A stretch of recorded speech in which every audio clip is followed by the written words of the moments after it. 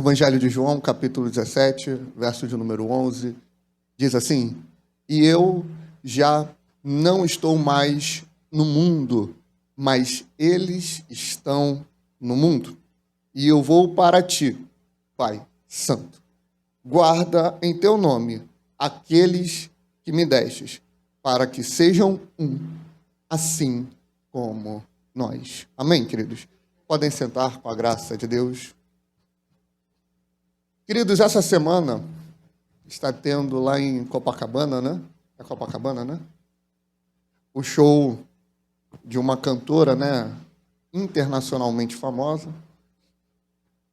Cantora essa que, quando você assiste um ou outro clipe, eu não recomendo, você vê que tem algumas coisas estranhas ali.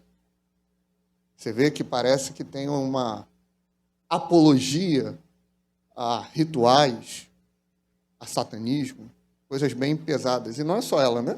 Você pega uma galera ali de Hollywood, você vai ver coisas bem pesadas. E eu não sei quando ela chegou ao Brasil, né? Só que a gente vê reportagens e viu que Copacabana foi tomada, né? Tomada. Completamente cheia ali. Pessoas, pais, estavam usando até fralda geriátrica para poder, né, pegar lá os primeiros lugares, essas coisas aí, né? Ficaram dias e dias lá. Eles tiveram até que trocar a fralda. Tiveram que tirar lá na praia mesmo, jogaram lá. Pessoas, moradores que moram ali próximo, falou que o cheiro estava insuportável. Por que eu estou falando isso diante desse texto? Para introduzir na segunda parte sobre a Trindade. Esse povo que idolatra cantores, atletas de futebol, clubes, políticos, é um povo que, dentro da sua idolatria, é completamente intenso e completamente devoto. É um povo que, independente do que está acontecendo, eles se programam, eles se preparam para poder adorar os seus ídolos. E o que está acontecendo lá é um culto à idolatria, completamente. Quando nós vamos para o povo de Deus, a gente não vê um povo interessado em conhecer o seu Deus. Agora, esse povo sabe tudo sobre os seus cantores e jogadores e ídolos, de uma forma geral. Conhece profundamente quando nasceram, como foi a sua infância, a forma como viveram. Tem uma reportagem, aquilo ali é o cúmulo do ridículo. Tem uma reportagem onde tem uma mulher, e não é uma criança, mas um adolescente, uma mulher já feita, na frente do hotel onde ela chegou, não é um negócio desse? Só que ela não entrou pela entrada tradicional, acho que entrou por trás. Ninguém a viu. Ela chorou, berrou, aquela coisa toda. Por quê? Porque ela colocou uma expectativa naquele momento. Porque ela queria ter contato com aquela cantora. O povo de Deus tem o seu Deus próximo, só que não se interessa em conhecê-lo. E quando tem o seu Deus próximo, não coloca o seu coração para adorá-lo. Não se preocupa em conhecê-lo. Amados, se no mês que vem a gente botar a foto de um pregador famoso, um cantor famoso aqui, isso aqui vai lotar. Se a gente começar a entregar revelações, eu creio nos dons, amém? Eu creio na manifestação de Deus. Se a gente começar a entregar revelações, fazer ou fingir milagres, a gente vai ter uma casa lotada. Se eu chegar aqui e falar off the king, the power, né? Isso daqui vai encher.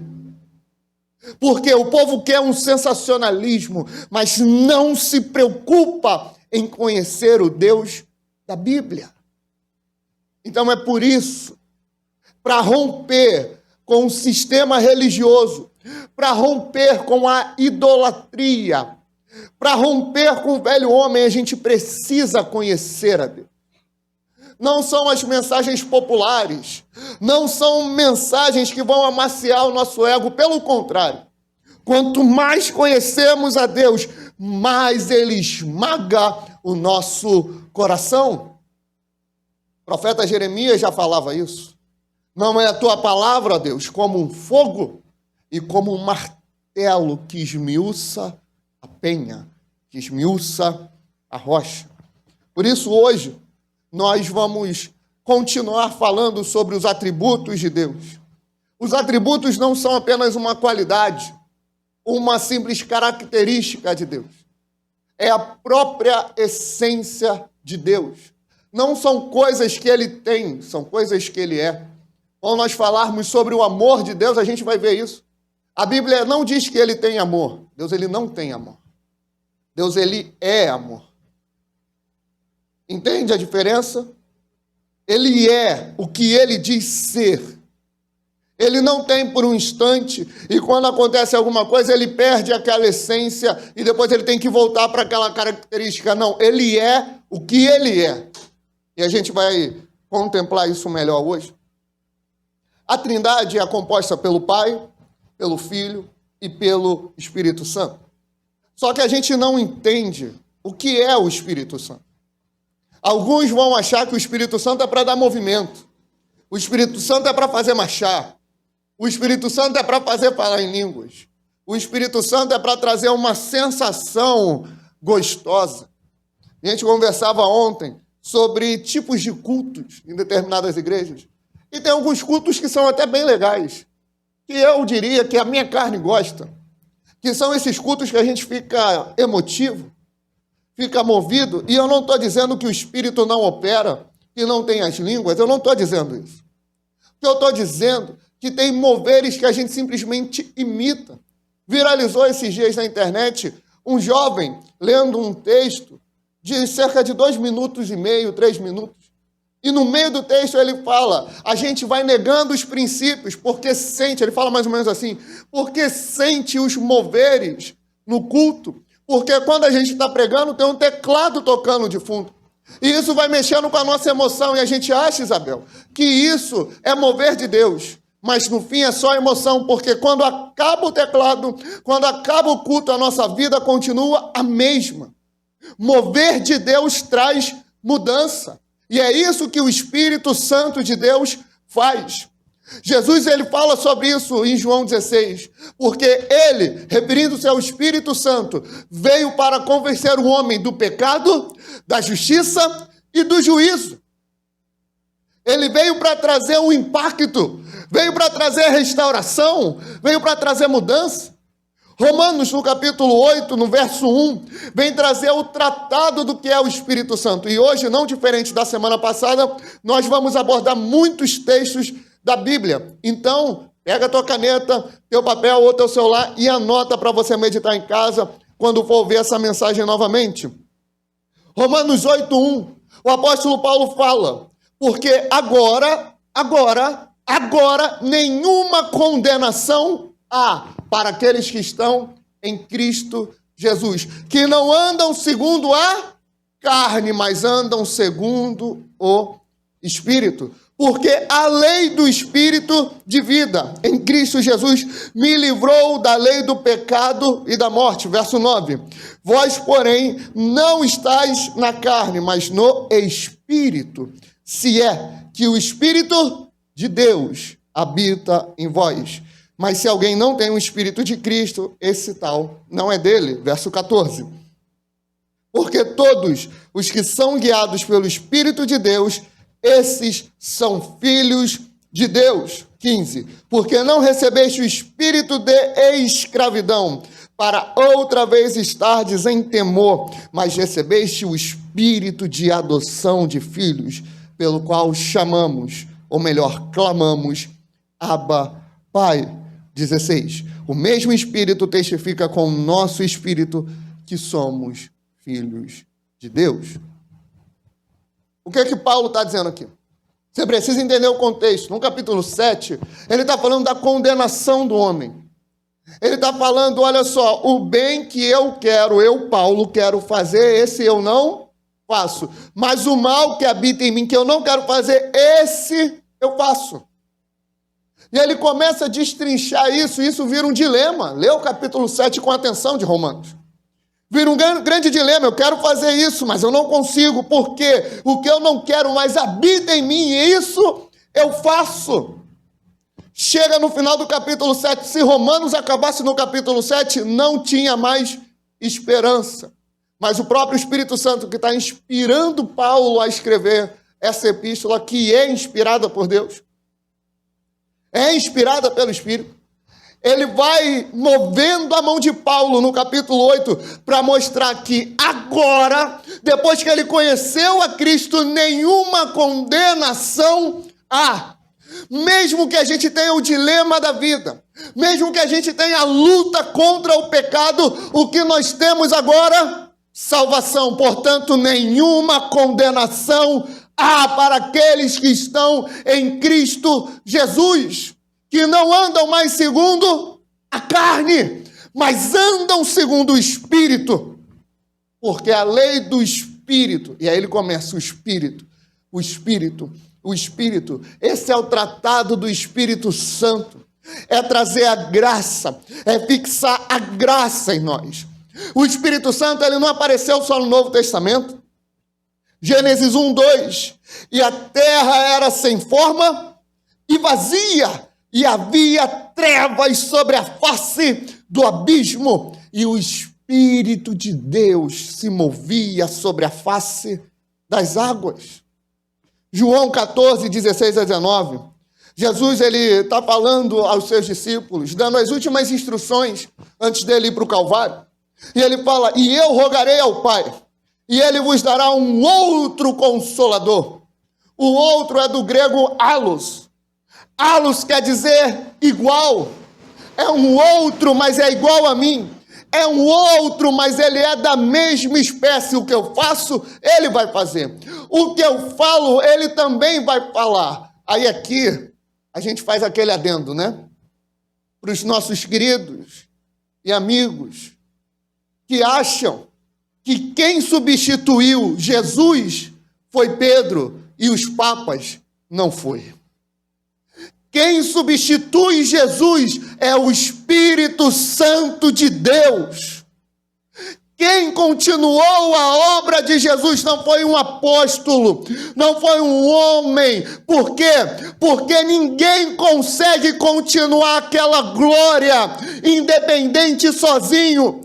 Porque se eu me desviar, a igreja de Cristo não para. Se você se desviar, se você apostatar ou eu apostatar, o reino não para. Porque estamos firmados naquilo que é eterno. Por isso não foi Pedro, não foi Papa, o representante de Cristo, aquele que veio para substituir o outro Consolador, que é da mesma espécie, da mesma essência divina, é o Espírito Santo, é Ele. João 16, 13, mas quando vier aquele Espírito da verdade, Ele vos guiará em toda a verdade, porque não falará de si mesmo, mas dirá tudo o que tiver ouvido e vos anunciará o que há de vir.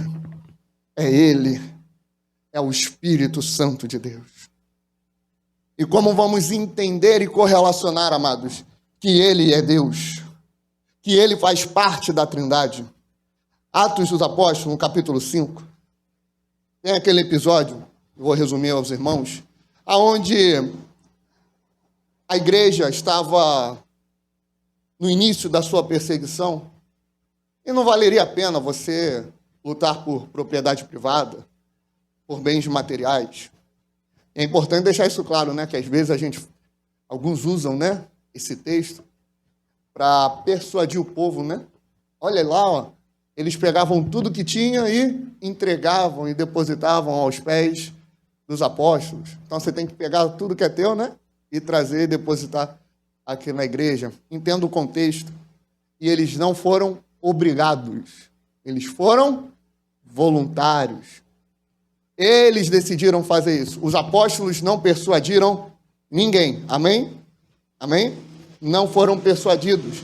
E o contexto era mais inteligente que eles fizessem isso. Vendessem o que tinham, viviam só com o que era literalmente necessário e entregavam para a igreja para ir suprindo as necessidades que o povo estava passando, que a igreja passava. Ali, em Atos 5, tem um episódio de Ananias e Safira. Basicamente, eles dizem vender toda a propriedade. O texto vai nos fazer entender isso. Que eles venderam toda a propriedade e na hora de entregar, eles entregaram como se eles estivessem entregando todo o valor da propriedade. E o próprio Pedro, o apóstolo, vai exortá-los e vai corrigi-los. Olha, vocês não precisam fazer isso. O dinheiro não era de vocês? Quer entregar metade, entrega. Não quer entregar nada, não entrega. Você só não pode tentar enganar o Espírito de Deus. Aí, a gente vai ler Atos 5:3. Disse então Pedro, Ananias, por que encheu Satanás o teu coração? Para que mentisses ao Espírito Santo. Mentisses ao Espírito Santo. E retivesse parte do preço da herdade. Guardando-a, não ficava para ti? E vendida não estava em teu poder? Porque formaste este desígnio em teu coração. Não mentiste aos homens, mas a Deus. Ou seja, ele começa falando, por que mentisses ao Espírito Santo? E ele termina no verso 4 falando, não mentiste aos homens, mas a Deus. Ele correlaciona a pessoa do Espírito em ser a pessoa de Deus. Verso 9, então Pedro lhe disse, por que é que entre vós vos concertastes para tentar o Espírito do Senhor? Ele volta a se referir como o Espírito. Primeiro ele fala como Espírito, depois como Deus, e ele volta a se referir como Espírito. Isso mostra o que é a obra do Espírito Santo e mostra que ele é uma pessoa. Nas cartas vai estar escrito que o Espírito que está em vós, ele tem ciúme, ou seja, não é uma força, igual alguns grupos que se dizem igreja vão dizer. Algumas seitas vão afirmar, o Espírito ele não é só uma força, ele não é uma energia, a energia é isso aqui, ó. Dá para acabar. O Espírito Santo ele não acaba. O Espírito Santo é eterno, nós temos relacionamento com o Espírito Santo de Deus, nós falamos com Ele, Ele fala conosco, Ele é uma pessoa e Ele é Deus, Ele faz parte da Trindade. E Jesus? Jesus é o Filho de Deus, Ele tem a mesma essência do Pai. A Bíblia vai relatar em Salmos 110, no verso 1, disse o Senhor ao meu Senhor, assenta-te à minha mão direita, até que ponha os teus inimigos por escabelo dos teus pés. Isso vai ser repetido em Hebreus, no capítulo 1, no verso 13. E a qual dos anjos disse, jamais, assenta-te à minha destra, até que ponha os teus inimigos por escabelo de teus pés. Em Hebreus, o que ele está falando? Ele não falou, o Pai não falou aos anjos, assenta-te aqui à minha direita, e eu vou colocar os meus inimigos nos teus pés. Não, ele falou ao próprio Filho. E o que é sentar à direita? A gente precisa entender um pouquinho do que é a cultura aonde eles estão falando. A cultura, no caso dos Salmos, é a cultura judaica. No caso de Hebreus, é a cultura, tanto judaica quanto romana, que imperava ali à época. Tanto para um grupo quanto para o outro. Assentar-se à direita significa uma coisa, que é ter a mesma autoridade, o mesmo governo daquele que está convidando para assentar. Então, quando o Pai vira e fala para Jesus, para o seu filho, senta-te à minha direita, ele está dizendo assim, o meu filho tem a mesma autoridade do que eu, porque o meu filho também faz parte do mistério que é a Trindade. A gente vê algumas revelações no Antigo Testamento sobre a pessoa de Deus. Êxodo 33, 20 vai falar, e disse, mas não poderás ver a minha face, porquanto nenhum homem verá a minha face e viverá. O próprio Senhor falou com Moisés, quem me vê vai morrer, então vocês não podem me ver. Isaías, no capítulo 6, no verso 1, fala assim, no ano em que morreu o rei Uzias, eu vi o Senhor assentado sobre um alto e sublime trono, e a cauda do seu manto enchia o templo. Alguém aqui está mentindo. Se Moisés escreve que quem ver a face de Deus vai morrer, Isaías, no capítulo 6, e pelo que me consta, Isaías tem 66 capítulos. Ainda tinha mais 60 capítulos de Isaías vivinho da Silva. A menos que ele tivesse ali, igual estão dizendo que o presidente está, né? Que não é o presidente, que ele já morreu, mas não vamos entrar nisso aqui, né? Isaías estava vivinho, depois de ver o Senhor. Então, o que aconteceu? A resposta está em João, no capítulo 1, no verso 18. Deus nunca foi visto por alguém. O Filho unigênito que está no seio do Pai, esse o revelou. O que isso aqui quer dizer? O que esse versículo, esse verso está nos ensinando? Todas as vezes que apareceu Deus se mostrando para alguém, se mostrando, falando, se comunicando, era o próprio Jesus. Isso se chama de teofania, que são as aparições de Jesus no Antigo Testamento, ou seja, antes da sua encarnação. Vou mostrar alguns versos para vocês. Gênesis 12, 7 a 9. E apareceu o Senhor a Abrão e disse, a tua descendência darei esta terra. E edificou ali um altar ao Senhor que lhe aparecerá. Ou seja, o Senhor apareceu, o Senhor falou, edificou um altar ali, e ali ele apareceu. Era o Pai? Não, era o Filho. Gênesis 33, 30. E chamou Jacó o nome daquele lugar Peniel, porque dizia, tenho visto a Deus face a face, e a minha alma foi salva. Êxodo 3, 2 a 6. E apareceu-lhe o anjo do Senhor. Presta bem atenção. Às vezes aparece um anjo do Senhor, ou um anjo, e é só um anjo.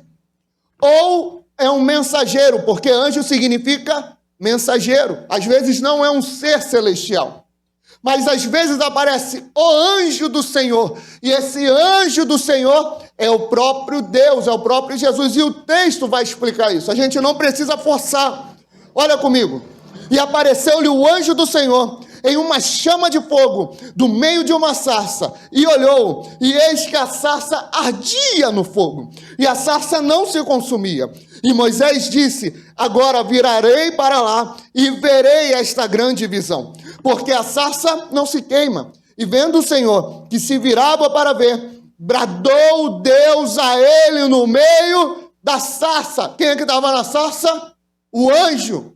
E quem é que bradou no meio da sarça? O próprio Deus. Quem é que está ali? Jesus. É a manifestação do Filho de Deus. Moisés respondeu, eis-me aqui, e disse, não te chegues para cá, tira os sapatos dos teus pés, porque o lugar que tu estás é terra santa. Disse, mas eu sou o Deus de teu pai, o Deus de Abraão, o Deus de Isaque, o Deus de Jacó. E Moisés encobriu o seu rosto, porque temeu olhar para Deus. O próprio Deus esteve presente ali, mas não era o Pai, porque o Pai não se manifestou dessa forma. Quem foi que se manifestou? O Filho. Deuteronômio 31, 14 e 15. E disse o Senhor a Moisés, eis que os teus dias são chegados, para que morras. Chama Josué, e apresentai-vos na tenda da congregação, para que eu lhe dê ordens. Assim foram Moisés e Josué, e se apresentaram na tenda da congregação.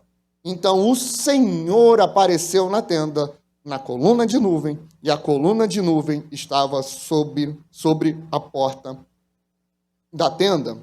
Juízes 2:1, o anjo do Senhor novamente, e subiu o anjo do Senhor de Gilgal a Boquim, e disse: do Egito vos fiz subir, e vos trouxe a terra que a vossos pais tinham jurado, nunca invalidarei a minha aliança convosco. A aliança que os judeus tinham era com o anjo ou era com Deus?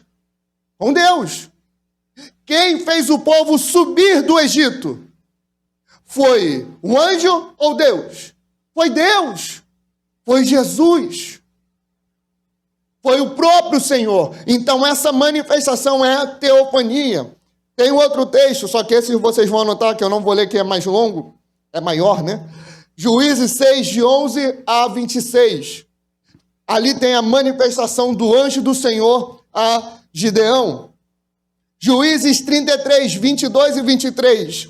E disse Manoar a sua mulher: certamente morreremos, porquanto temos visto a Deus. Porém sua mulher lhe disse: se o Senhor nos quisesse matar, não aceitaria da nossa mão o holocausto e a oferta de alimentos, nem nos mostraria tudo isto, nem nos deixaria ouvir tais coisas neste tempo.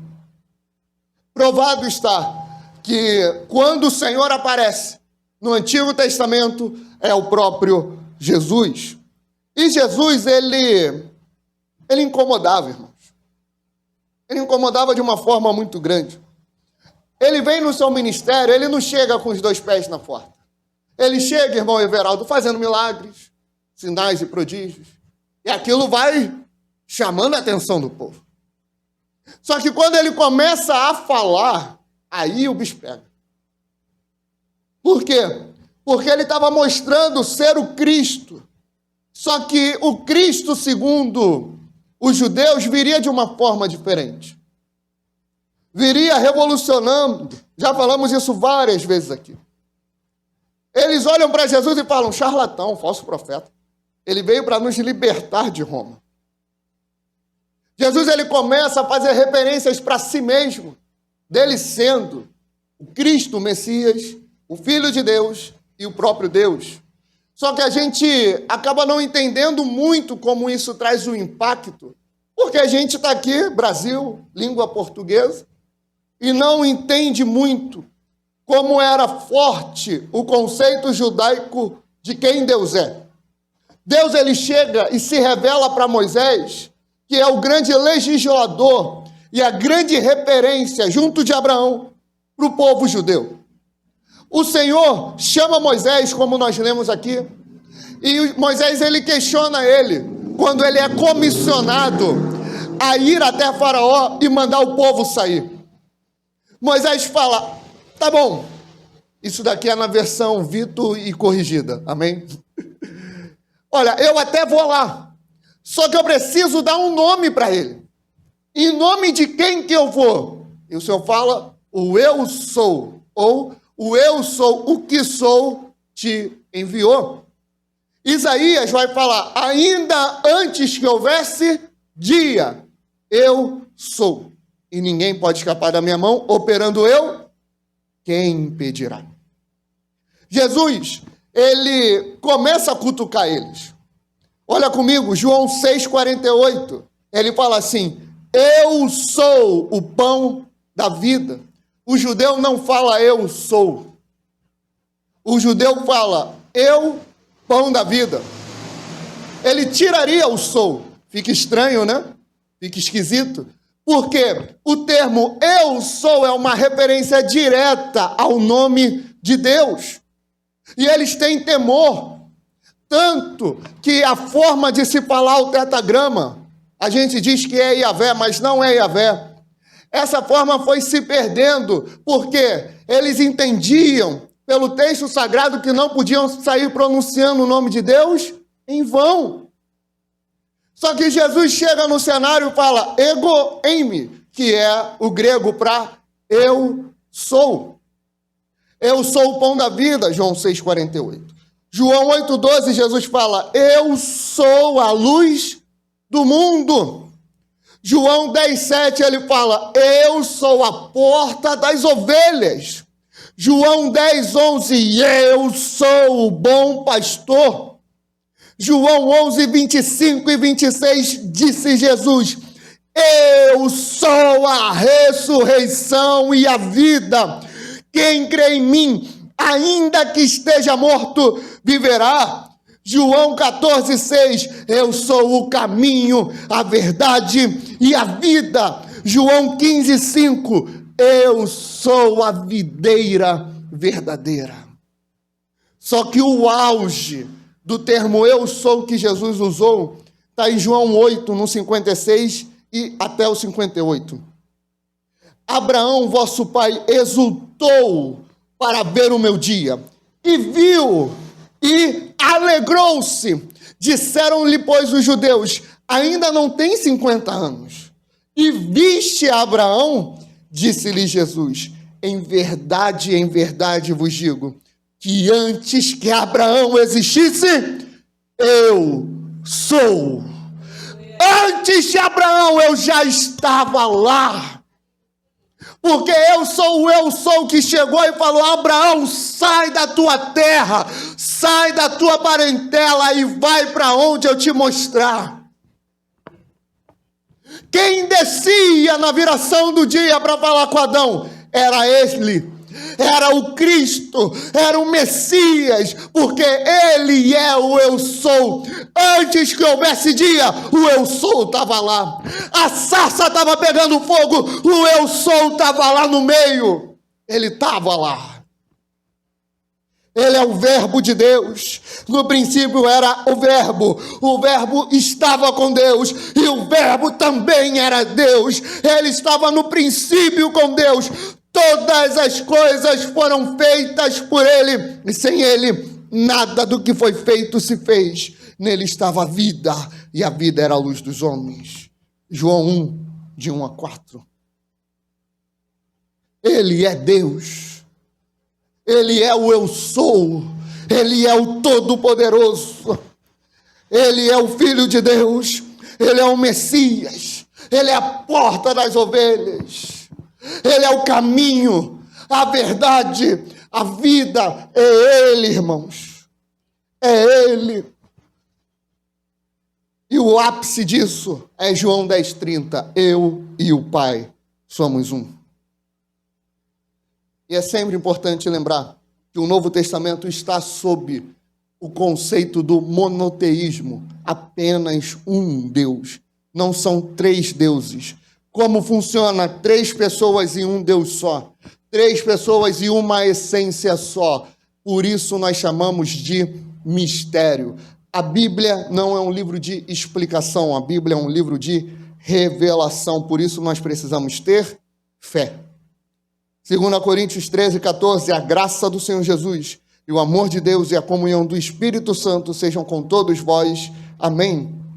Mateus 3:16 e 17, sendo Jesus batizado, subiu logo da água, e eis que se lhe abriram os céus, e viu o Espírito de Deus descendo como pomba, e vindo sobre ele. E eis que uma voz do céu dizia, este é o meu Filho amado, em quem me comprazo. Aqui temos a Trindade, o Filho sendo batizado, o Espírito vindo sobre ele, e o Pai falando. Temos a visão de Estevão, e aqui tem a Trindade também, Atos 7:56, e disse, eis que vejo os céus abertos, o Filho do homem que está em pé, à mão direita de Deus. E aonde está o Espírito? Em Estevão. Porque Jesus foi, mas deixou o Espírito, o Consolador. Mateus 28:19, portanto, ide, fazei discípulos de todas as nações, batizando-os em nome do Pai, do Filho e do Espírito Santo de Deus. 2 Tessalonicenses 2:13 e 14, mas devemos sempre dar graças a Deus por vós, irmãos amados do Senhor, por vos ter Deus elegido desde o princípio para a salvação, em santificação do Espírito e fé da verdade, para que pelo nosso Evangelho vos chamou para alcançardes a glória de nosso Senhor Jesus Cristo. Os 3 cooperam na salvação. A gente fala sobre isso, denominando trindade econômica e sem mérito. O que isso quer dizer? Os três trabalharam na salvação, os três tiveram funções, só que um atribui a mesma função ao outro. Ou seja, eles não querem um mérito para si. Por exemplo, estou pregando nesse esboço. Se alguém precisar pegar esse esboço e pregar, não precisa me dar o mérito. Por quê? Quem me deu isso aqui? Foi eu? Não, foi Deus. O mérito é dele. O Espírito Santo, ele não vai esquentar a cabeça se a gente falar que está cheio de Jesus. O Espírito Santo, ele não vai ficar chateado se falarmos assim, Deus está no nosso meio. No fim das contas, quem está no nosso meio é o Espírito. Mas não tem problema se falarmos sobre um usando o nome do outro. A gente vai ver a própria Bíblia fazendo isso. Em Atos, no capítulo 20, no verso 28, vai exemplificar. Quem foi que morreu na cruz? Foi o Filho, foi Jesus, amém? Foi Jesus que morreu lá. Mas Paulo, quando está se despedindo da igreja de Éfeso, ele fala assim, olhai, pois, por vós e por todo o rebanho sobre que o Espírito Santo vos constituiu bispos, para apacentardes a igreja de Deus que ele resgatou com o seu próprio sangue. Não foi o Espírito que morreu na cruz, foi o próprio Jesus. Mas Paulo está falando como se tivesse sido o Espírito, porque eles não têm briga entre eles. Eles não têm ranço um do outro. Eles não têm isso. Olha, eu morri, então eu sou maior do que você. Olha, mas eu idealizei, eu sou o Pai, eu sou superior. Não, mas quem mantém essa obra sou eu, o Espírito. Quem manifesta os dons sou eu, então a glória é só minha. Eles não têm isso. Eles cooperam entre eles de forma única e gloriosa. 1 Timóteo 1,17, ora, ao Rei dos séculos, imortal, invisível, ao único Deus sábio, seja honra e glória para todo sempre. Amém. Tiago 2,19, tu crês que há um só Deus, fazes bem, também os demônios creem e estremecem. João 5,44, como podeis vós crer, recebendo honra uns dos outros e não buscando a honra que vem só de Deus. Judas, verso 25, ao único Deus, Salvador nosso, seja glória e majestade, domínio e poder, agora, para todo sempre. Amém. Por que é importante a gente entender o conceito da Trindade? A Trindade, ela não vai ser só um conceito intelectual. A Trindade não é só uma ideia. Primeiro, nós precisamos conhecer a Deus. Nós precisamos conhecer as profundezas de quem Deus é. O próprio Paulo, quando ele está se despedindo lá de Éfeso, ele fala, não deixei de vos ensinar todo o conselho de Deus. Tem conceito que é fácil. Tem conceito que é simples. Tem coisa que é legal falar. A escatologia, a volta de Jesus, ele pisando a cabeça do anticristo, implantando o seu milênio, é glorioso. E é fácil de entender. Em termos, né? Em termos. Falar sobre a fé, arrependimento, são assuntos fáceis. Agora, a predestinação, não vamos falar? Vamos. Porque é bíblico. A Trindade é bíblica. Vamos falar, vamos aprender. A gente não vai ser, a Aliança Cristã não vai ser uma igreja ignorante. O que é uma igreja ignorante? Que ignora a Bíblia e escolhe só aquilo que lhe convém, só aquilo que é fácil entender, só aquilo que vai nos dar um mover, aquilo que vai nos dar um ânimo, para que quando acaba o culto a nossa vida não muda, não. Nós vamos absorver tudo o que conseguirmos da palavra de Deus. Então, em primeiro lugar, não podemos ser ignorantes sobre aquilo que Deus fala sobre o seu ser, sobre os seus atributos. São 3 pessoas e uma essência. E como isso vai impactar a vida da igreja? Jesus, ele faz uma oração, a chamada oração sacerdotal. Ele começa a oração em João 17 falando assim: a vida eterna é essa, que conheçam a ti, o único e verdadeiro Deus, e a Jesus Cristo que tu enviaste. E mais na frente ele vai falar o texto que lemos no versículo 11: e eu já não estou mais no mundo, mas eles estão no mundo. Eles, a igreja, vai continuar aqui. E eu vou para ti. Pai santo, guarda em teu nome aqueles que tu me deste. Preserva eles. Mantém eles santos. Mantém eles no caminho. Por quê? Porque eles vão ser perseguidos. Porque eles vão sofrer injúrias, eles vão querer parar, eles vão querer recuar, eles vão ter medo, mas se o Senhor guardar eles no teu nome, a igreja vai ser imparável. Por isso, Pai, guarda eles em teu nome, mas guarda eles de tal forma que eles sejam um, assim como eu sou um contigo, assim como nós.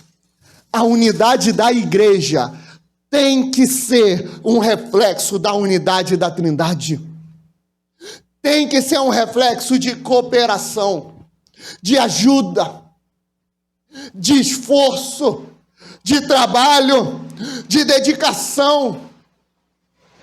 Tem que ser sem querer tomar a glória para si.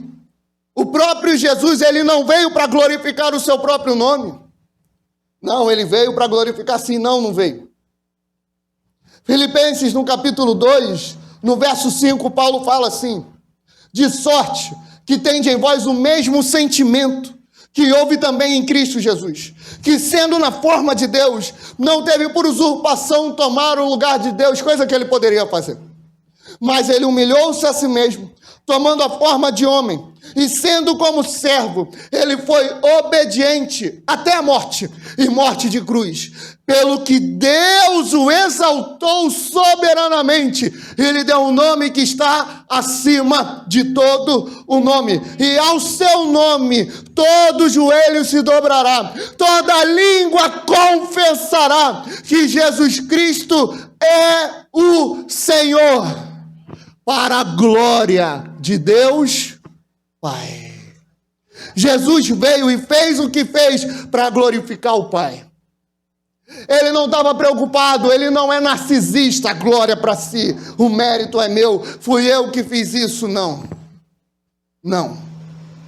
A igreja tem que ser dessa forma. Nós temos que trabalhar em cooperação para a glória de Deus. Não para rogar para mim: olha só, eu pintei essa parede. Olha só, eu preguei muito bem, eu fiz o louvor muito bem, eu fiquei no portão, eu limpei os bancos, eu limpei a igreja. Não. A igreja ficou muito mal acostumada, e tudo que a gente faz tem que ficar falando. Tem que ficar honramos, fulano, beltrano. Irmãos, não. Aqui não. A honra, a glória e o louvor é dele. É para ele, é por ele que são todas as coisas. Hoje, amanhã e sempre.